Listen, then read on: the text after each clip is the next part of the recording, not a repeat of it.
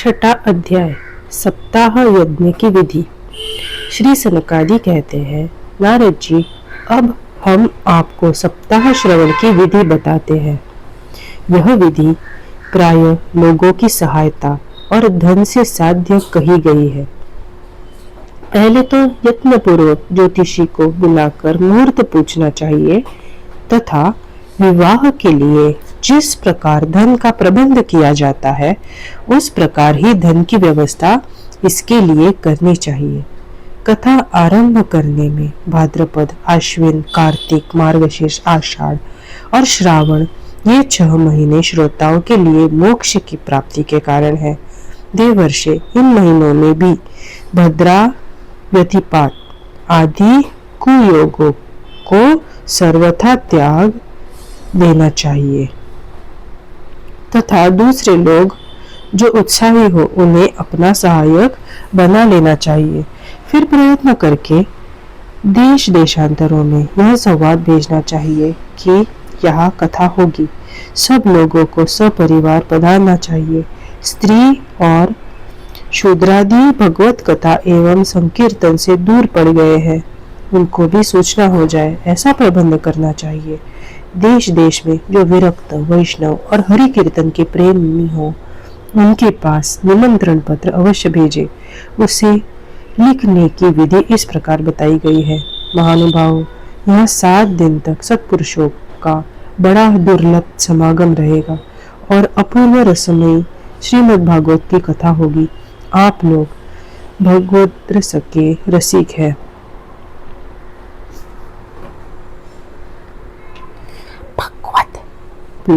भगवत रस के रसिक है, अतः श्री भागवतामृत का पान करने के लिए प्रेम पूर्वक शीघ्र ही पधारने की कृपा करें। यदि आपको विशेष अवकाश न हो तो भी एक दिन के लिए तो अवश्य ही कृपा करनी चाहिए, क्योंकि यहाँ का एक क्षण भी अत्यंत दुर्लभ है। इस प्रकार विनय पूर्वक उन्हें निमंत्रित करें और जो लोग आए उनके लिए यथोचित निवास स्थान का प्रबंध करें। कथा का श्रवण किसी तीर्थ में, वन में अथवा अपने घर पर भी अच्छा माना गया है। जहाँ लंबा चौड़ा मैदान हो वही कथा स्थल रखना चाहिए। भूमि का शोधन, मार्जन और लेपन करके रंग बिरंगी धातुओं से चौक पूरे घर की सारी सामग्री उठाकर एक कोने में रख दे। 5 दिन पहले से ही यत्न पूर्वक बहुत से बिछाने के वस्त्र एकत्र कर ले तथा केले के खंभों से सुशोभित एक ऊंचा मंडप तैयार कराए।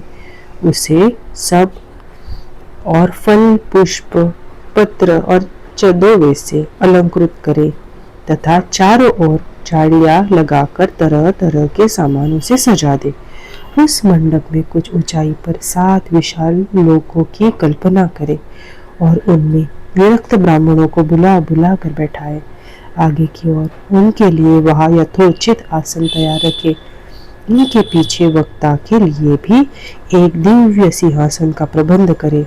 यदि वक्ता का मुख उत्तर की ओर रहे तो श्रोता पूर्वाभिमुख होकर बैठे और यदि वक्ता पूर्वाभिमुख रहे तो श्रोता को उत्तर की ओर मुख करके बैठना चाहिए, अथवा वक्ता और श्रोता को पूर्व मुख होकर बैठना चाहिए। देश काल आदि को जानने वाले महानुभावों ने श्रोताओं के लिए ऐसा ही नियम बताया है। जो वेद शास्त्र की स्पष्ट व्याख्या करने में समर्थ हो, तरह तरह के दृष्टांत दे सकता हो तथा विवेकी और अत्यंत ही निस्पृह हो, ऐसे विरक्त और विष्णु भक्त ब्राह्मण को वक्ता बनाना चाहिए। श्रीमद् भागवत के प्रवचन में ऐसे लोगों को नियुक्त नहीं करना चाहिए जो पंडित होने पर भी अनेक धर्मों के चक्कर में पड़े हुए स्त्री, लंपट एवं पाखंड के प्रचारक हो। वक्ता के पास ही उसकी सहायता के लिए एक वैसा ही विद्वान और स्थापित करना चाहिए, वह भी सब प्रकार के संशयों की निवृत्ति करने में समर्थ और लोगों को समझाने में कुशल हो। कथा प्रारंभ के दिन से एक दिन पूर्व व्रत ग्रहण करने के लिए वक्ता को शौर करा लेना चाहिए तथा अरुणोदय के समय शौच से निवृत्त होकर अच्छी तरह स्नान करे और संध्यादि अपने नित्य कर्मों को संक्षेप से समाप्त करके कथा के विघ्नों की निवृत्ति के लिए गणेश जी का पूजन करे। तदनंतर पितृगण का तर्पण कर पूर्व पापों की शुद्धि के लिए प्रायश्चित करे और एक मंडल बनाकर उसमें श्री हरि को स्थापित करे।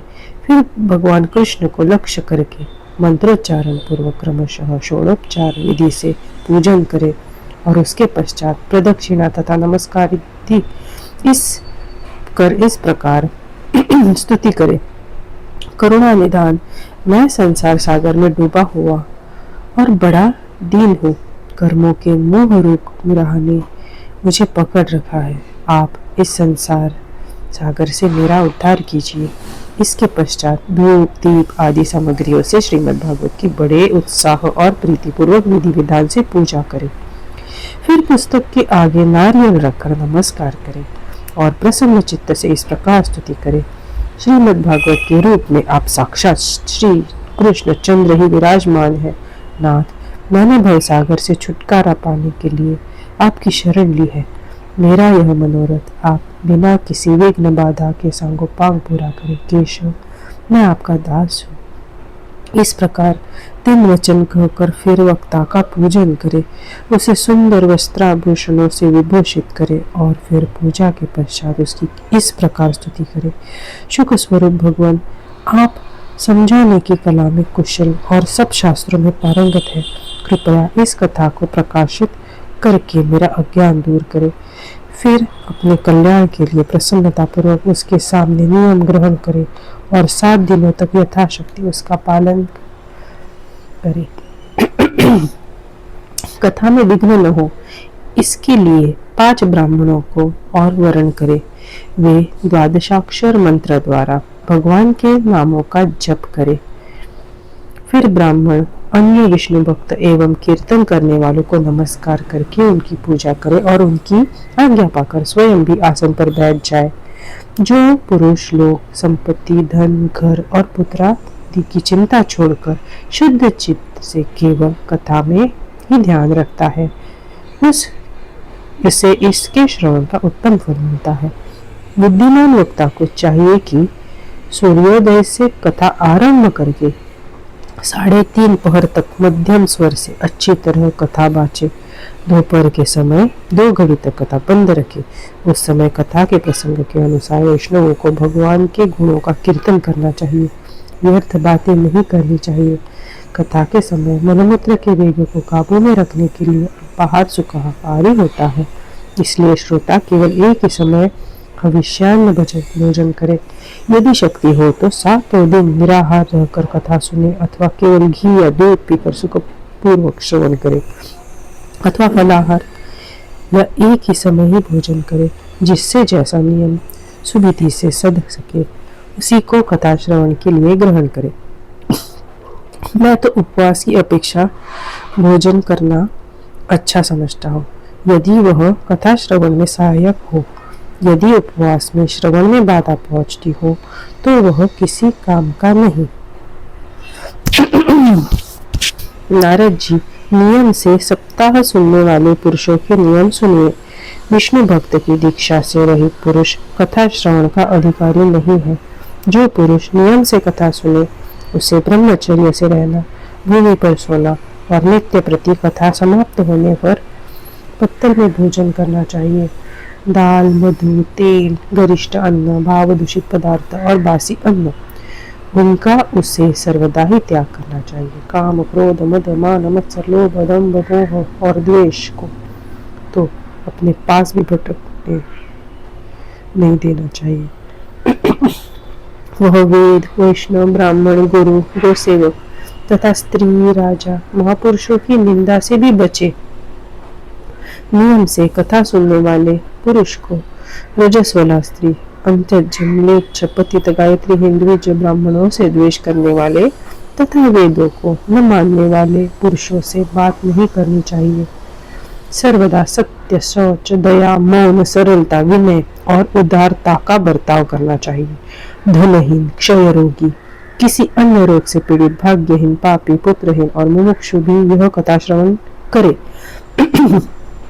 जिस स्त्री का रजोदर्शक रुक गया हो, जिसकी एक ही संतान होकर रह गई हो, जो बांझ हो, जिसकी संतान होकर मर जाती हो और जिसका गर्भ गिरता हो, वह यत्न पूर्वक इस कथा को सुने। वे सब यदि विधिवत कथा सुने तो इन्हें अक्षय फल की प्राप्ति हो सकती है। यह अत्युत्तम दिव्य कथा करोड़ों यज्ञों का फल देने वाली है। इस प्रकार इस व्रत की विधियों का पालन करके फिर उद्यापन करें। जिन्हें इसके विशेष फल की इच्छा हो, वे जन्माष्टमी व्रत के समान ही इस कथा व्रत का उद्यापन करें। किंतु जो भगवान के अकिंचन भक्त हैं, उन्हें उनके लिए उद्यापन का कोई आग्रह नहीं है। वे श्रवण से पवित्र है, क्योंकि वे तो निष्काम भगवत भक्त है। इस प्रकार जब सप्ताह यज्ञ समाप्त हो जाए, तब श्रोताओं को अत्यंत भक्तिपूर्वक पुस्तक और वक्ता की पूजा करनी चाहिए। फिर वक्ता श्रोताओं को प्रसाद, तुलसी और प्रसादी मालाएं दे तथा सब लोग मृदंग और झांझ की मनोहर ध्वनि से सुंदर कीर्तन करे, जय जयकार, नमस्कार और शंख ध्वनि का घोष कराए तथा ब्राह्मण और याचकों को धन और अन्न दे। श्रोता विरक्त हो तो कर्म की शांति के लिए दूसरे दिन गीता पाठ करे। गृहस्थ हो तो हवन करे। उस हवन में दशम स्कंद का एक एक श्लोक पढ़कर विधि पूर्वक खीर, मधु, घृत, तिल और अन्नादि सामग्रियों से आहुति दे, अथवा एकाग्र चित्त से गायत्री मंत्र द्वारा हवन करे, क्योंकि तत्वतः यह महापुराण गायत्री स्वरूप ही है। होम करने की शक्ति न हो तो उसका फल प्राप्त करने के लिए ब्राह्मणों को हवन सामग्री दान करे तथा नाना प्रकार की त्रुटियों को दूर करने के लिए और विधि में फिर जो न्यूनाधिकता रह गई हो, उसके दोषों की शांति के लिए विष्णु सहस्त्र नाम का पाठ करे। उससे भी सभी कर्म सफल हो जाते हैं, क्योंकि कोई भी कर्म इससे बढ़कर नहीं है। फिर 12 ब्राह्मणों को खीर और मधु आदि उत्तम उत्तम पदार्थ खिलाए तथा व्रत की पूर्ति के लिए गौ और सुवर्ण का दान करे। सामर्थ्य हो तो 3 तोले सोने का सिंहासन बनवाए, उस पर सुंदर अक्षरों में लिखी हुई श्रीमद् भागवत की पोथी रखकर उसकी आवाहन आदि विधिविध उपचारों से पूजा करे और फिर जितेंद्रिय आचार्य को उसका वस्त्र, आभूषण एवं गंधादि से पूजन कर दक्षिणा के सहित समर्पण करे। योग करने से वह बुद्धिमान दाता जन्म मरण के बंधनों से मुक्त हो जाता है। यह सप्ताह पारायण की विधि सब पापों की निवृत्ति करने वाली है। इसका इस प्रकार ठीक ठीक पालन करने से यह मंगलमय भागवत पुराण अभिष्ट फल प्रदान करता है तथा अर्थ, धर्म, काम, मोक्ष चारों की प्राप्ति का साधन हो जाता है, इसमें संदेह नहीं। सनकादि कहते हैं, नारद जी, इस प्रकार तुम्हें यह सप्ताह श्रवण की विधि हमने पूरी पूरी सुना दी। अब और क्या सुनना चाहती हूँ? इस श्रीमद् भागवत से भोग और मोक्ष दोनों ही हाथ लग जाते हैं। सूत जी कहते हैं, शौनक जी, यूं कहकर महामुनि सनकादि ने 1 सप्ताह तक विधि पूर्वक इस सर्व पाप नाशिनी, परम पवित्र तथा भोग और मोक्ष प्रदान करने वाली भागवत कथा का प्रवचन किया। सब प्राणियों ने नियम पूर्वक इसे श्रवण किया। इसके पश्चात उन्होंने विधि पूर्वक भगवान पुरुषोत्तम की स्तुति की। कथा के अंत में ज्ञान, वैराग्य और भक्ति की बड़ी पुष्टि मिली और वे तीनों एकदम तरुण होकर सब जीवों का चित्त अपनी ओर आकर्षित करने लगे। अपना मनोरथ पूरा होने से नारद जी को बड़ी प्रसन्नता हुई। उनके सारे शरीर में रोमांच हो आया और वे परमानंद से पूर्ण हो गए। इस प्रकार कथा श्रवण कर भगवान के प्यारे नारद जी हाथ जोड़कर प्रेम गदगद वाणी से सनकादि से कहने लगे। नारद जी ने कहा, मैं धन्य हूँ, आप लोगों ने करुणा करके मुझे बड़ा ही अनुग्रहित किया है। आज मुझे सर्व पापहारी भगवान श्री हरि की ही प्राप्ति हो गई। तपोधनो, मैं श्रीमद् भागवत श्रवण को ही सब धर्मों से श्रेष्ठ मानता हूँ, क्योंकि इसके श्रवण से वैकुंठ विहारी श्री कृष्ण की प्राप्ति होती है। सूत जी कहते हैं, शौनक जी, वैष्णव श्रेष्ठ नारद जी यह कह ही रहे थे कि वहां घूमते फिरते योगेश्वर शुकदेव जी आ गए।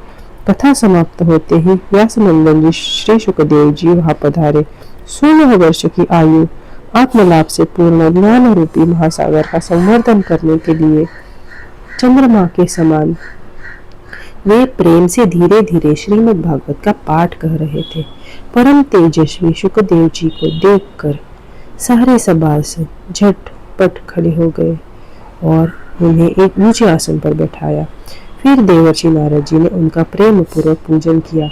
उन्होंने सुख पूर्वक बैठाकर कहा, आप लोग मेरी निर्मल वाणी सुनिए। बोले, रसिक एवं भावुक जन, यह श्रीमद् भागवत वेद रूप कल्पवृक्ष का परिपक्व फल है। श्री शुकदेव रूप शुक के मुख का संयोग होने से अमृत रस से परिपूर्ण है। यह रस ही रस है, इसमें न छिलका है न गुठली। यह इसी लोक में सुलभ है। जब तक शरीर में चेतना रहे तब तक आप लोग बार बार इसका पान करें। महामुनि व्यासदेव ने श्रीमद् भागवत पुराण की रचना की है। इसमें निष्कपट निष्काम परम धर्म का निरूपण है। इसमें शुद्धांतकरण सत्पुरुषों के जानने योग्य कल्याणकारी वास्तविक वस्तु का वर्णन है, जिससे तीनों तापों की शांति होती है। इसका आश्रय लेने पर दूसरे शास्त्र अथवा साधन की आवश्यकता नहीं रहती। जब कभी पुण्यात्मा पुरुष इसके श्रवण की इच्छा करते हैं तभी ईश्वर अविलंब उनके हृदय में अवरुद्ध हो जाता है। यह भागवत पुराणों का तिलक और वैष्णवों का धन है। इसमें परमहंसों के प्राप्य विशुद्ध ज्ञान का भी वर्णन किया गया है तथा ज्ञान वैराग्य और भक्ति के सहित निवृत्ति मार्ग को प्रकाशित किया गया है।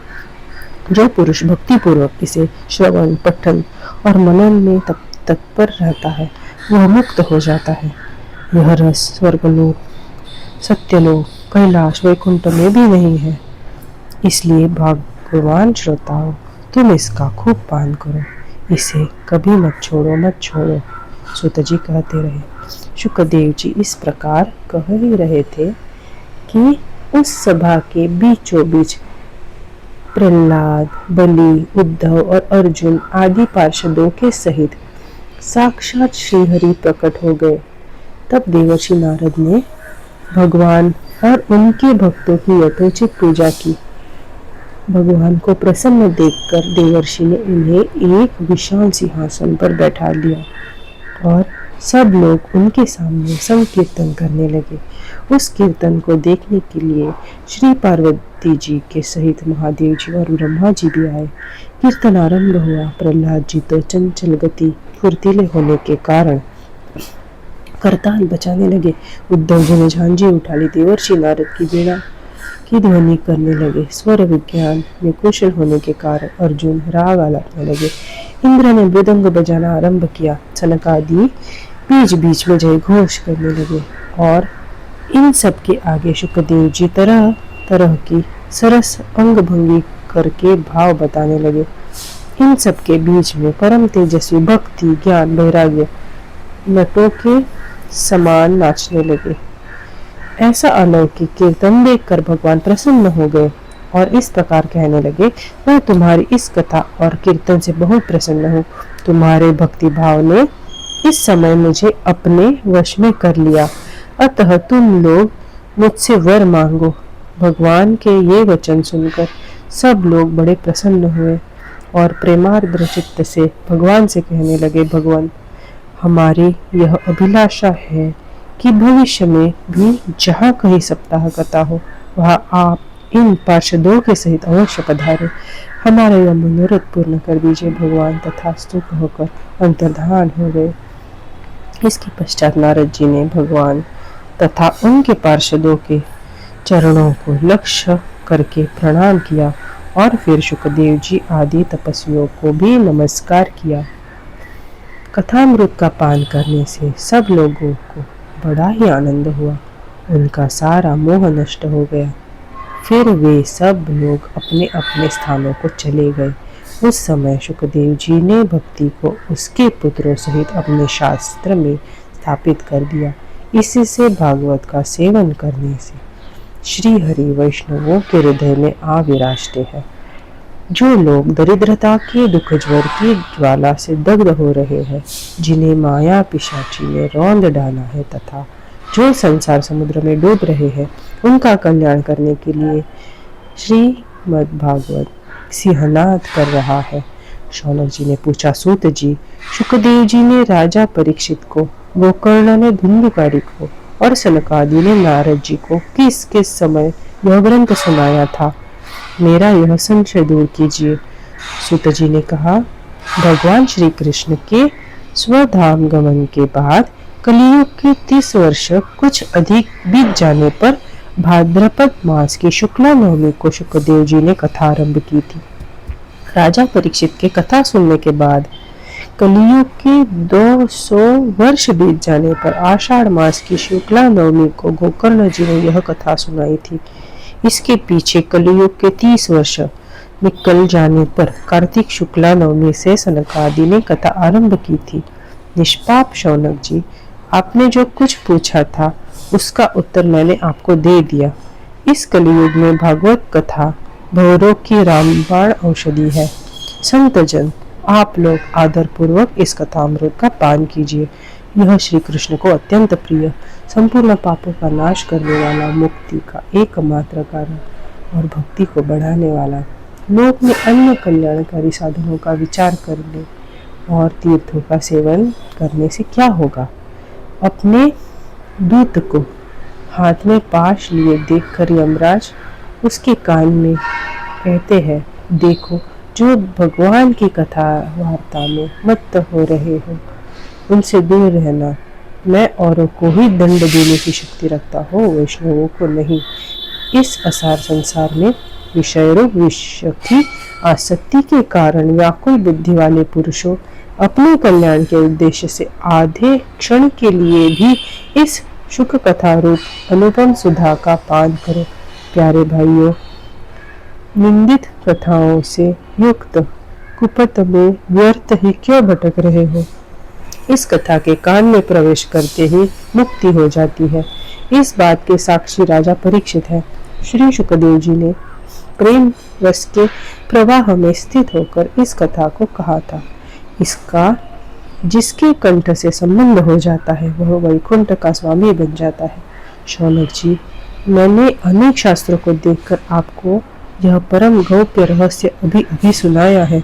सब शास्त्रों के सिद्धांतों का यही निचोड़ है। संसार में इस शुक शास्त्र से अधिक पवित्र को और कोई वस्तु नहीं है। अतः आप लोग परमानंद की प्राप्ति के लिए इस 12 स्कंद रूप रस का पान करें।